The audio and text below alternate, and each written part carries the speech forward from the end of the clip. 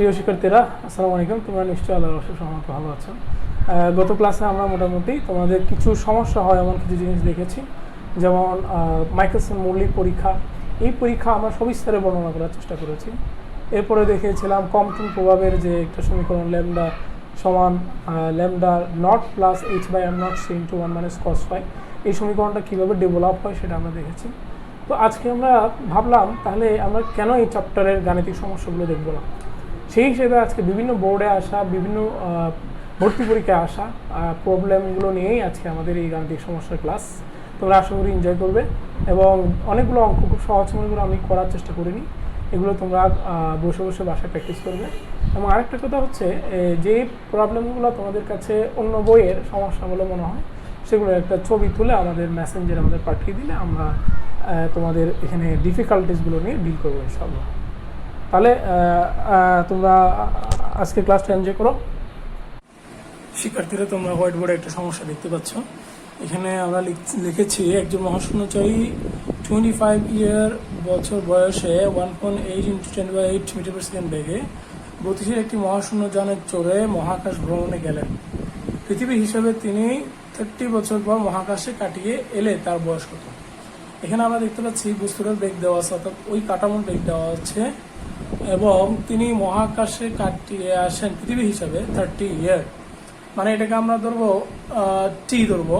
তাহলে আমাদেরকে টি নট বের করে তার বয়সের সাথে যদি যোগ করে দিই তাহলে আমরা তার বয়স পেয়ে যাবো। এখানে তার বয়স মানে প্রকৃত বয়স হচ্ছে, মানে প্রপার টাইম। আমরা জানি গতিশীল ফ্রেমের সময় ব্যবধানকে আমরা প্রপার টাইম ধরেছিলাম। সেই হিসাবে যদি আমরা অঙ্কটা করি তাহলে এখানে আমরা পাচ্ছি তার বয়স হবে, মহাশূন্যচারীর বয়স হবে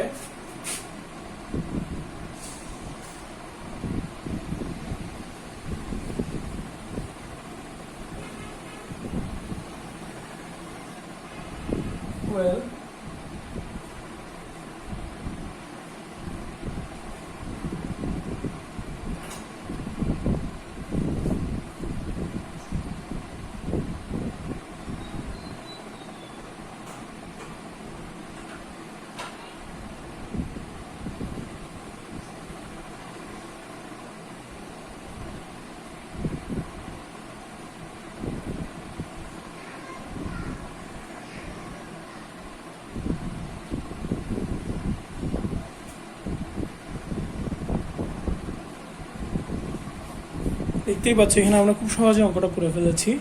মহাশূন্যচারীর বয়স মানে তার আগে বয়স যত ছিল ততর সাথে আমরা এই যে মহাকাশে ভ্রমণকালীন সময়ে তার যে প্রপার টাইম সেটা যোগ করে দিলেই আমরা এখানে মহাশূন্যচারীর বয়স পেয়ে যাব। এবং এই অঙ্কটা বুয়েটে বেশ কয়েকবার এসেছে আগে। তোমরা এই ধরনের অঙ্কগুলো বারবার এক্সারসাইজ করবে।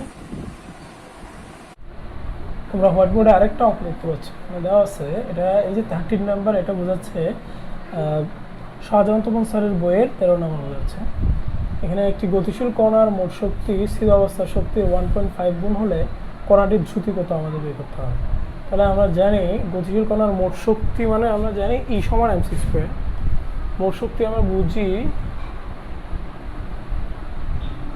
ই, এবং এই মোট শক্তির একটি গতিশীল কণার মোট শক্তি স্থির অবস্থার শক্তি, আর স্থির অবস্থার শক্তি হচ্ছে m0 c স্কোয়ার, হচ্ছে স্থিরাবস্থা শক্তি। তার 1.5 গুণ হলে আমাদের বলা হচ্ছে তার বেগ কত, আমাদেরকে বেগ বের করতে হবে। তাহলে আমরা জানি ই সমান আবার mc স্কোয়ার সমান m0 c স্কোয়ার ইন্টু 1.5। আবার আমরা জানি m মানে হচ্ছে, এই এমটা হচ্ছে গতিশীল অবস্থায় ভর। তাহলে আমরা লিখতে পারি m0 by root over 1 minus v square by c square সমান m0 c স্কোয়ার ইন্টু 1.5 করে c স্কোয়ার। তাহলে আমরা দেখতে পাচ্ছি এটা কাটা যায়। কাটা যাওয়ার পর আমাদের যা থাকে তা যদি আমরা বের করি তাহলে আমরা পাচ্ছি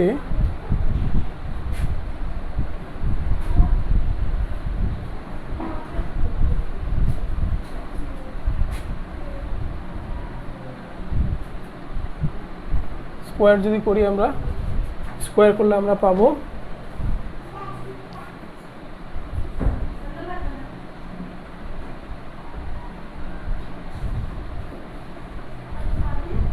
5 হোল স্কোয়ার। এখান থেকে আমরা পাচ্ছি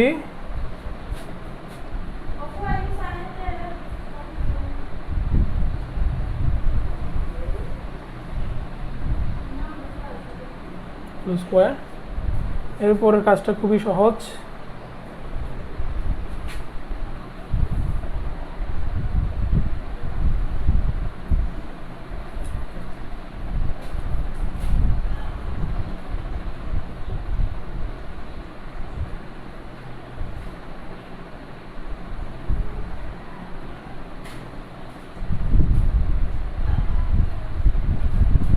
থ্রি ইন্টু 10⁻⁸ যদি আমরা বসিয়ে দিই, এটা পাবো আমরা 2.24 into 10⁸8 metre per second.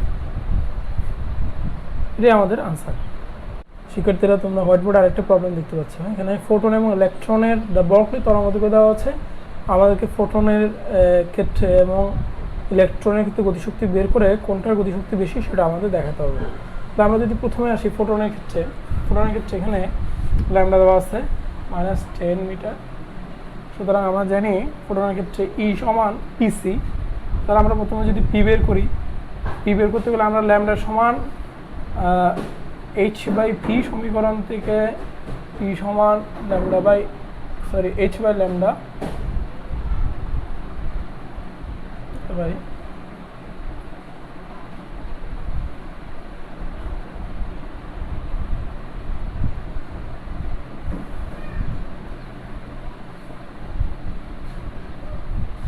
KG metre per second.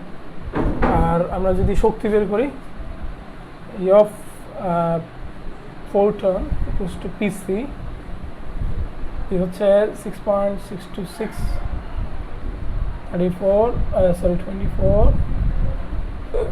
3 into 10⁸8 সমান আমাদের আসে 1.98 ইন্টু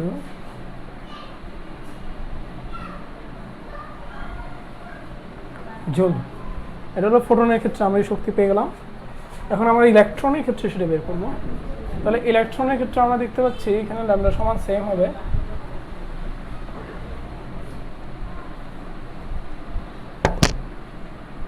আমরা একটু লিখে রাখি 1.98 ইন্টু 10⁻15 মানটা পেয়েছি।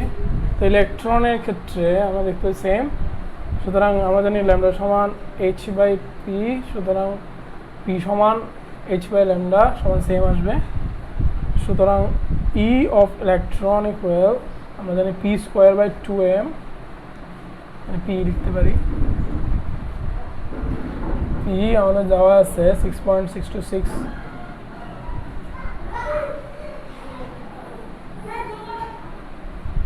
34 whole square by 34 না 24 into 9.1 into 10⁻31।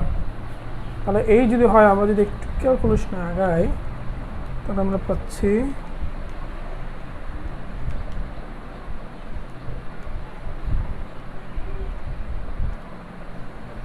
2 into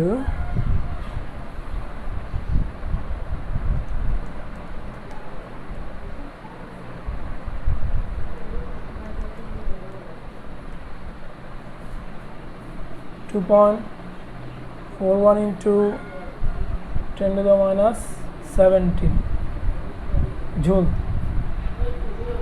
তাহলে আমরা যদি এখন আমরা এখানে দেখতে পাচ্ছি ফোটনের শক্তি বেশি দেন ইলেকট্রন, তাহলে আমরা লিখব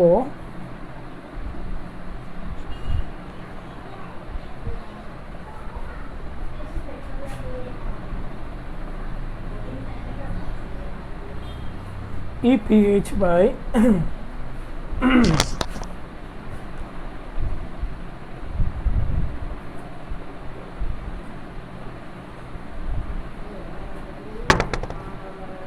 EPH by electron equal 1.98 into 10⁻15 2.41 into 10⁻17 তাহলে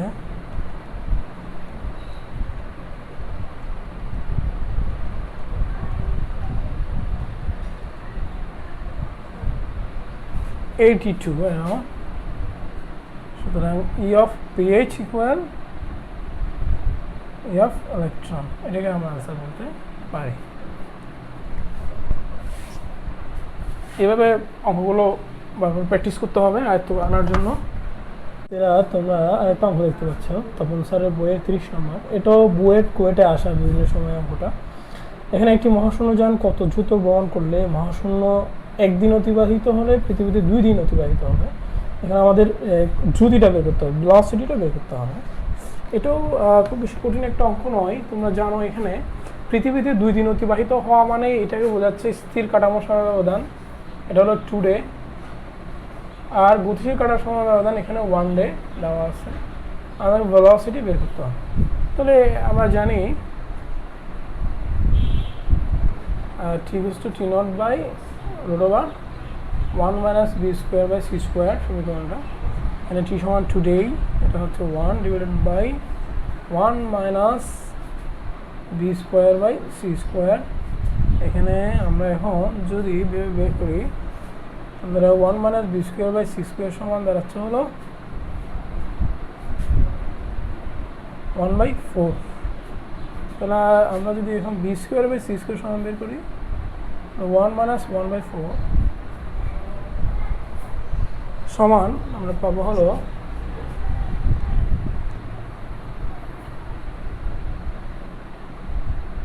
b স্কোয়ার v সমান c ইন্টু রুট 0.75। 0.75কে রুট করে এবং তার সাথে যদি আমরা 3 into 10 to the power 8 metre per second গুণ করি, তাহলে 2.59 into 10 power 8 metre per second পাওয়া যাবে। এটাই আমাদের আনসার। খুবই সহজ।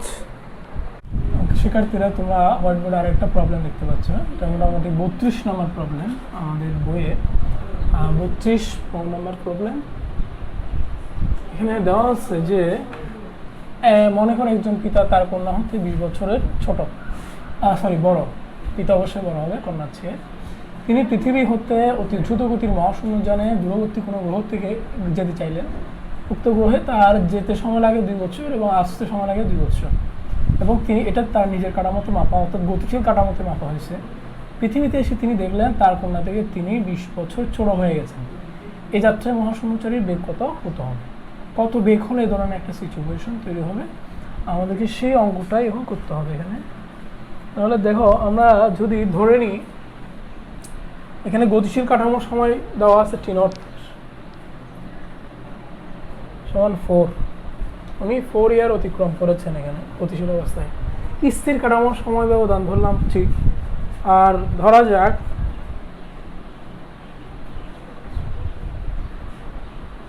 বছর।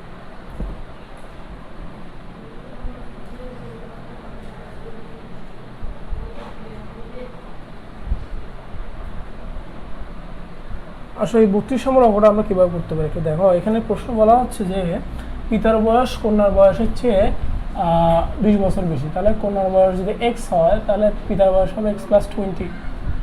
তাহলে আমরা এটা একটু লিখে ফেলি। তাহলে ধরা যাক কন্যার বয়স x, সুতরাং পিতার বয়স হবে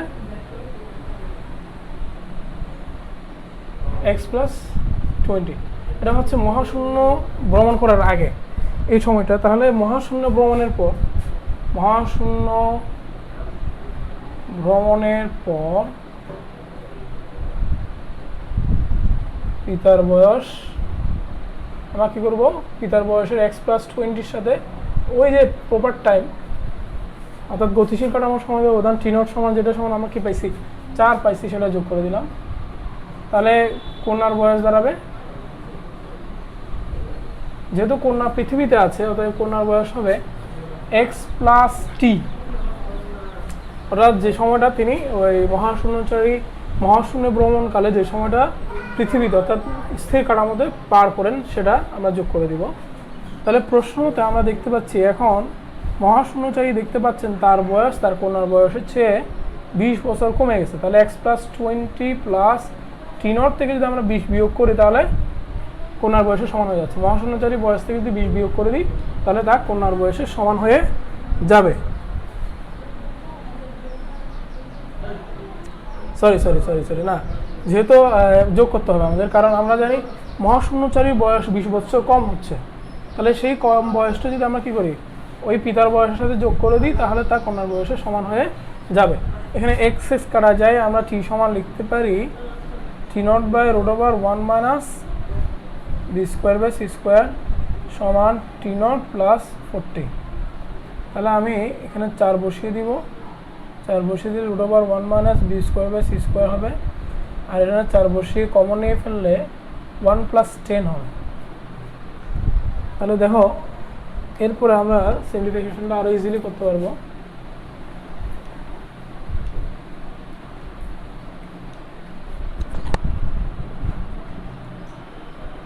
এখানে 4 কাটা যায়, 1/√1 মাইনাস b²/c² যদি আমি স্কোয়ার করে ফেলি একবারে, তাহলে এখানে আমরা দেখতে পাচ্ছি 11 থাকে 11 স্কোয়ার হবে।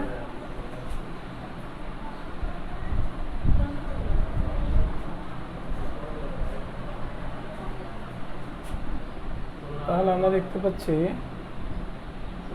1 মাইনাস b²/c² সমান তখন দাঁড়াচ্ছে হলো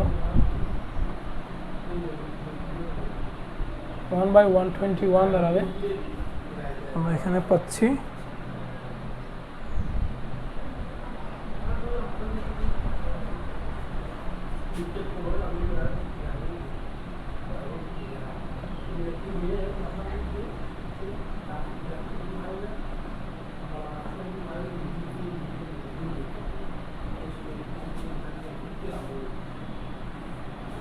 তাহলে আমরা যদি একটু ক্যালকুলেশন করি তাহলে আমরা মানটা পাবো,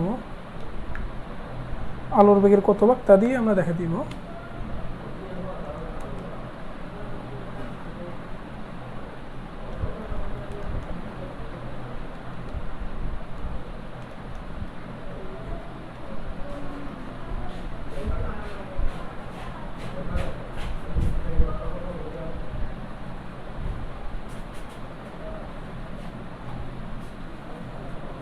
আমরা দেখতে পাচ্ছি এই মানটা প্রায় আলোর বেগের, সুতরাং সি সমান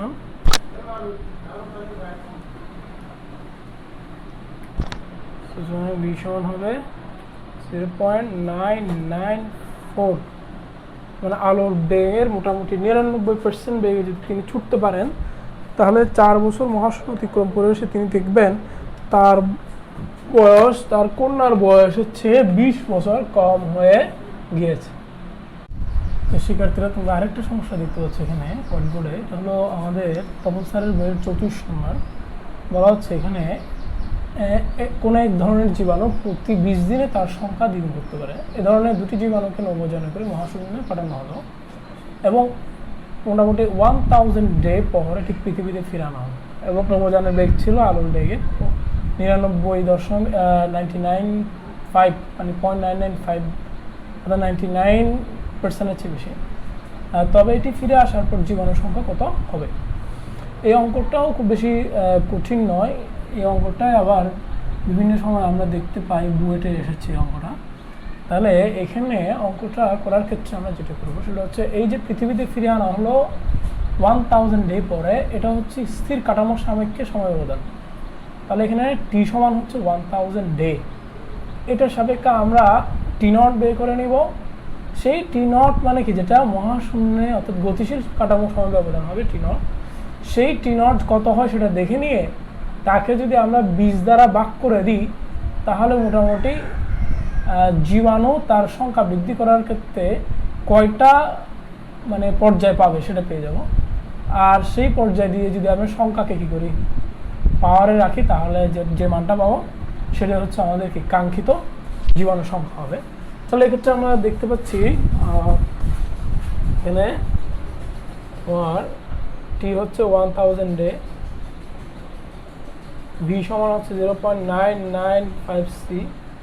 তাহলে আমরা প্রথমে T0 বের করি। তাহলে এখানে আমরা জানি T equals to T0/√1 minus b²/c²। তাহলে আমরা পাবো T0 সমান T ইন্টু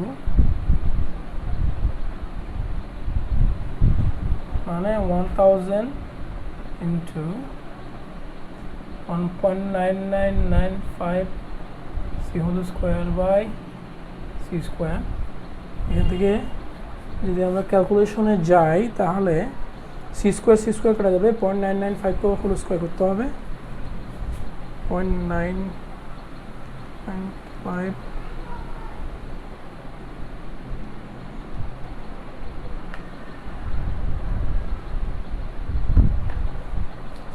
তাহলে আমরা পাচ্ছি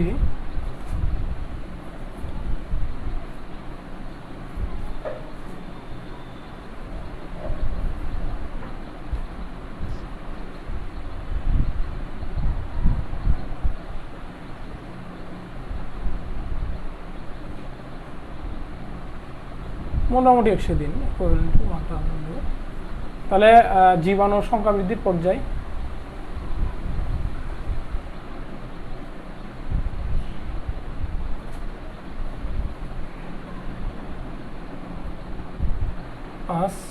পাঁচটি, মানে n সমান 5 ধরলাম। সুতরাং জীবাণুর সংখ্যা 2 to the power 5 সমান 64টি। এটাই আমাদের আনসার।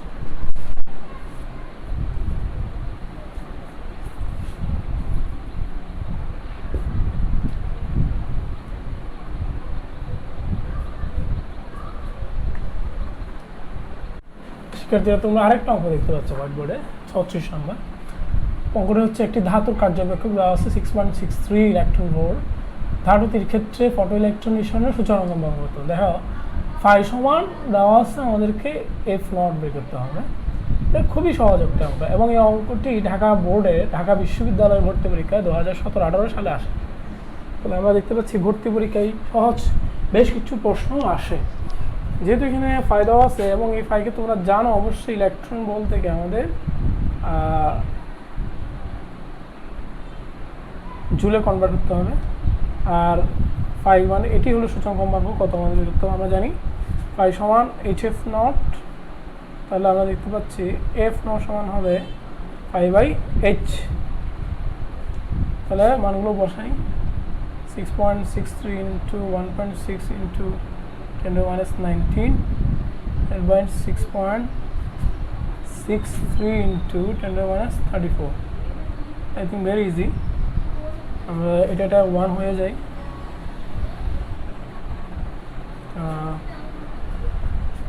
এটা আই থিঙ্ক এটা 15 হবে।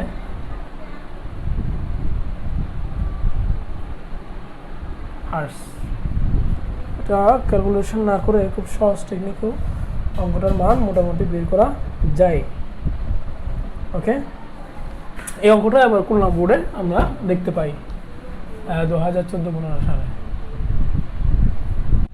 ওকে শিক্ষার্থীরা, তোমরা হোয়াইট বোর্ডে আরেকটা প্রবলেম দেখতে পাচ্ছ। এখানে বলা হচ্ছে 0.40 মিলিমিটার ন্যানোমিটার তরঙ্গ দৈর্ঘ্যের একটি ফোটন কণা ইলেকট্রনের সাথে সংঘর্ষে লিপ্ত হয়ে 150 ডিগ্রি কোণে বিক্ষিপ্ত হয়।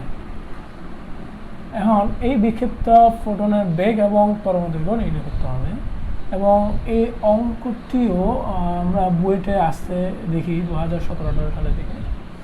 তাহলে এখানে দেখো পতিত ফোটনের তরঙ্গ দৈর্ঘ্য দেওয়া আছে, সেটা হচ্ছে λ0 সমান 0.41 ন্যানোমিটার, মানে 10⁻9 ইন্ট্রোডিউস করবো আমরা এখানে। এরপরে ইলেকট্রনের সংঘর্ষের পর এখানে ফোটনের বিক্ষিপ্ত কোণ দেওয়া আছে ফাই সমান 150। এটা হলো ফাই, ফোটন মানে ফাই আমরা বলেছিলাম মনে রাখার টেকনিক হিসেবে।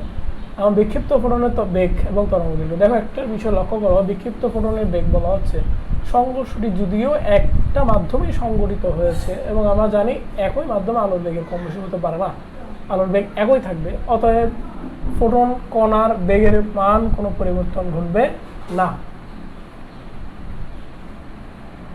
অতএব আমরা ফোটন কণার বেগ বলবো 3 × 10⁸ মিটার পার সেকেন্ড। আর তরঙ্গ দৈর্ঘ্য আমরা সহজেই বের করতে পারি।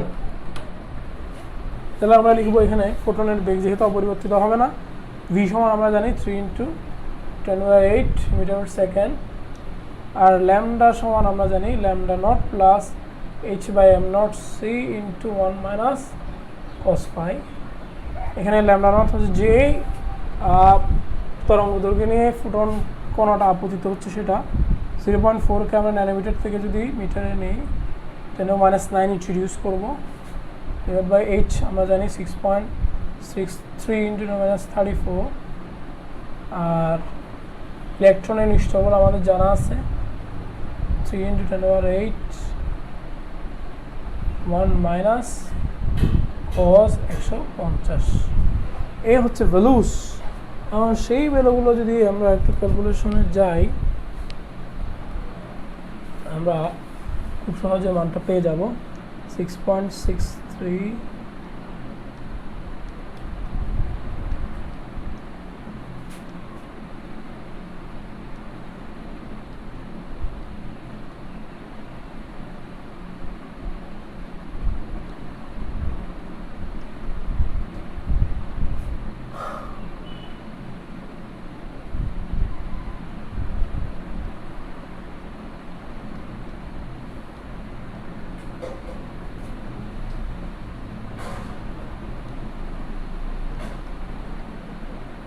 cos 150 করলাম, করার পর তার সাথে যদি আমরা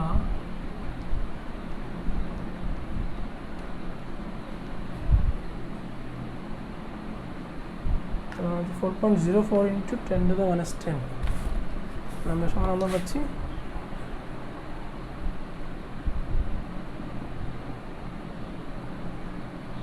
মিটার। আমরা 10 to the minus 10 মিটার সমান আমরা জানি, এটাকে অ্যাংস্ট্রমে যদি প্রকাশ করি তাহলে আমরা এই মানটা পাচ্ছি 4.04 অ্যাংস্ট্রম। এটাই আছে। তাহলে এখানে একটা পাজলিং ভ্যালু দেওয়া আছে, পাজলিং ভ্যালু মানে ঘর যদি তোমাকে হতবুদ্ধি করতে পারে সেটা হলো বেগ। তাহলে বেগ আমরা দেখলাম, বেগের মান আমরা এখানে অপরিবর্তিত রাখবো, অর্থাৎ বেগের মান চেঞ্জ করবো না। শিক্ষার্থীরা তোমরা এখানে আরেকটা প্রবলেম দেখতে পাচ্ছ, এখানে বলা হচ্ছে যে একটি ধাতব পৃষ্ঠ হতে নিঃসৃত ইলেকট্রনের সর্বাধিক বেগ কত হলে নিবৃত্তি বিভবের পার্থক্য 0.96 বেগ 0.96 ভোল্ট হবে। অর্থাৎ এখানে নিবৃত্তি বিভব দেওয়া আছে 0.96 আর ধাতব পৃষ্ঠ হতে নিঃসৃত ইলেকট্রনের সর্বাধিক বেগ চাচ্ছে। আমরা ধাতব পৃষ্ঠ থেকে নিঃসৃত ইলেকট্রনের গতিশক্তি সমীকরণ জানি হাফ এমভি স্কোয়ার বা কেম্যাক্স সমান হাফ এমভি স্কোয়ার সমান ইভি নট হয়ে থাকে। ইভি নটকে আমরা বলি নিবৃত্তি বিভব। তাহলে এখানে আমরা দেখতে পাচ্ছি ইভি নট সমান দেওয়া হচ্ছে 96 আর ই আমার আমাদের জানা আছে। আমরা ইলেকট্রনের ভর আমরা জানি, ম্যাসও আমাদের জানা আছে, আমাদের বেগ বের করতে হবে, ভিম্যাক্স বের করতে হবে। তাহলে আমরা জানি হাফ এমভি ম্যাক্স স্কোয়ার সমান ভি নট। তাহলে ভি ম্যাক্স সমান হবে হলো 2 EV naught divided by m root. তাহলে আমরা 2 ইন্টু 1.6 ইন্টু 19 দিয়ে দিব ইন্টু 0.96 ডিভাইডেড বাই ইলেকট্রনের ম্যাস -31। তাহলে এই সবগুলো যদি আমরা ক্যালকুলেশন করি আমরা মানটা পাবো হচ্ছে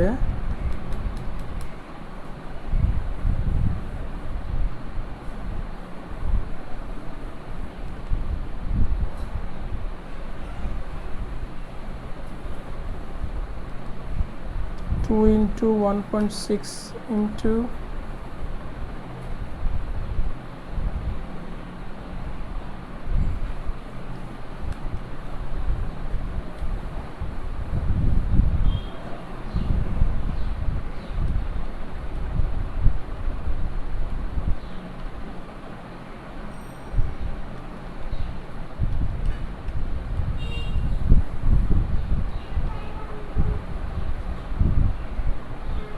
5.8 into 10 to the power 5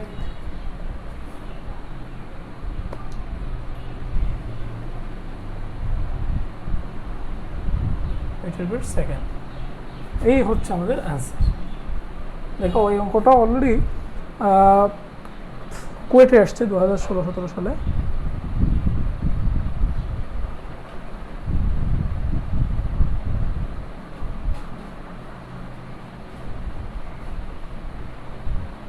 আচ্ছা, এরপরে আমরা আরেকটু দেখব।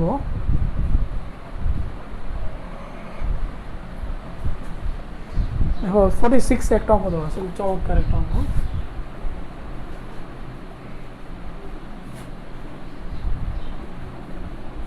46-এ বলা হচ্ছে একটি 10 ইলেকট্রন বল ইলেকট্রনের ডি ব্রগলি তরঙ্গদৈর্ঘ্য কত হবে? একটি 10 ইলেকট্রন বল ইলেকট্রনের ডি ব্রগলি তরঙ্গদৈর্ঘ্য কত হবে?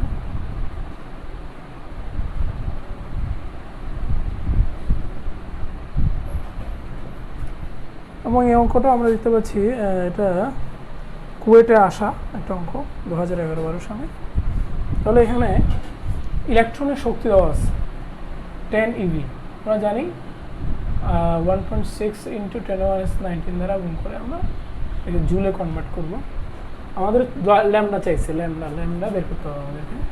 তো ল্যামডা সমান কি জানি h/p, পি হচ্ছে ভরবেগ। তাহলে আমরা পি বের করতে পারি। এখানে আমরা জানি ই সমান p²/2m। তাহলে এখানে পি সমান আমরা খুব সহজে বের করতে পারি 2me। এখানে আমরা 2m কে বলি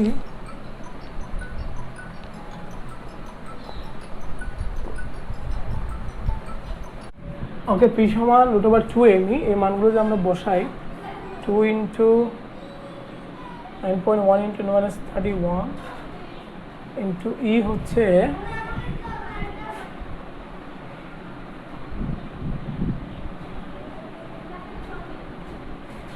এই ভ্যালুগুলো যদি আমরা একটু ক্যালকুলেশন করি তাহলে আমাদের যে ভ্যালুটা আসে, যেমন আমরা একটু সিম্পলিফাই করে বলতে পারি 3.2 × 9.1 × 10⁻31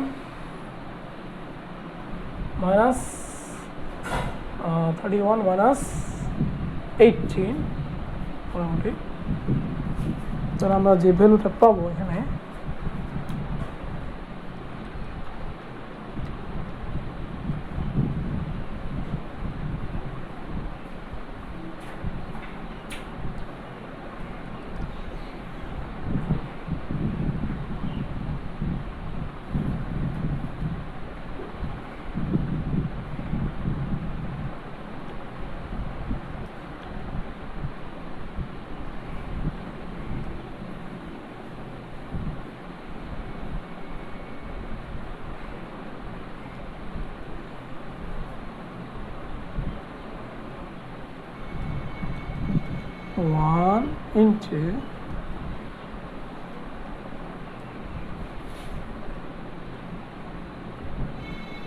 আমরা পাচ্ছি 1.70 ইন্টু আমরা পাচ্ছি ই সমান পি সমান পাচ্ছি 1.70 into 10⁻24 KG metre per second. তাহলে আমরা যদি এখন ল্যামডা বের করতে চাই, জাস্ট এই মানটা আমরা পিতে বসিয়ে দিব, উপরে থাকবে 8। তাহলে আমরা লিখব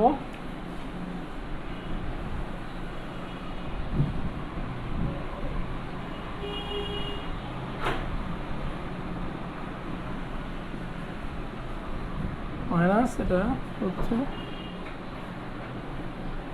20 হচ্ছিল। তাহলে আমরা যদি ক্যালকুলেশন করি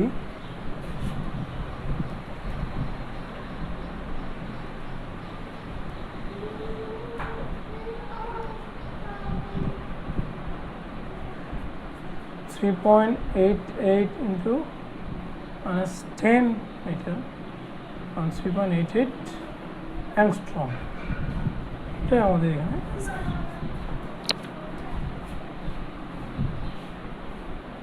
এভাবে আমরা মোটামুটি সবগুলো অঙ্ক এখানে দেখতে পারবো। এভাবে অঙ্কগুলো আসলে খুব কঠিনও না, একটু ডিফারেন্ট কিছু অঙ্ক পাওয়া যায় খালি।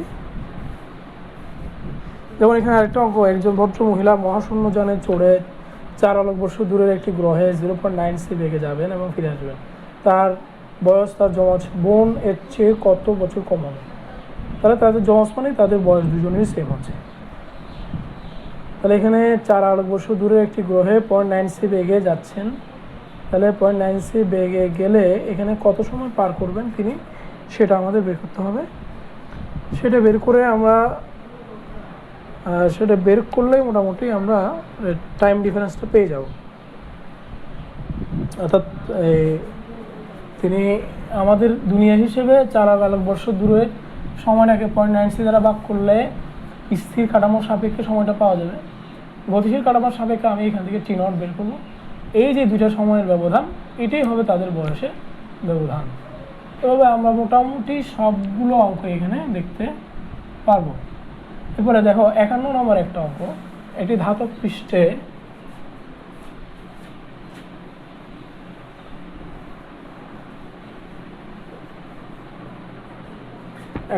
বলা আছে ধাতব পৃষ্ঠে 1000 অ্যাংস্ট্রম তরঙ্গ দৈর্ঘ্যের অতিবেগুনি রশ্মি আপতিত হলে যে ইলেকট্রন নির্গত হয় তা বন্ধ করতে 12 ভোল্ট নিবৃত্তি বিভবের দরকার।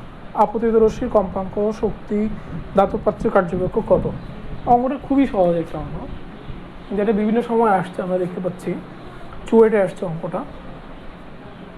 তাহলে এখানে নিবৃত্তি বিভব বিনয় সমান দেওয়া আছে 12 ভোল্ট, আর যে তরঙ্গ দৈর্ঘ্য নিয়ে এটা আপতিত হয় সেটা দেওয়া আছে ল্যামডা সমান 1000 অ্যাংস্ট্রম দেওয়া আছে। এই ভ্যালুগুলো দেওয়া থাকার পর আমাদেরকে বললো যে ইলেকট্রন নির্গত হয় আপতিত রশ্মির কম্পাঙ্ক কত, এফ কত, করে বলে যে শক্তি কত, আর এগুলো হচ্ছে আপতিত রশ্মি। আর এখানে যে ধাতব পাত্রের কার্যপক্ষ কত, ফাই সমান বের করতে হবে। এই হলো আমাদের মোটামুটি। তাহলে আমরা এখানে দেখতে পাচ্ছি V0 দেওয়া আছে, এই V0 থেকে আমরা ক্যামেক্স বের করতে পারি। তো ক্যামেক্স সমান তাহলে কত হবে, EV0 12 × 1.6 × 10⁻⁹। তাহলে জুল আমরা পেয়ে গেলাম ক্যামেক্স।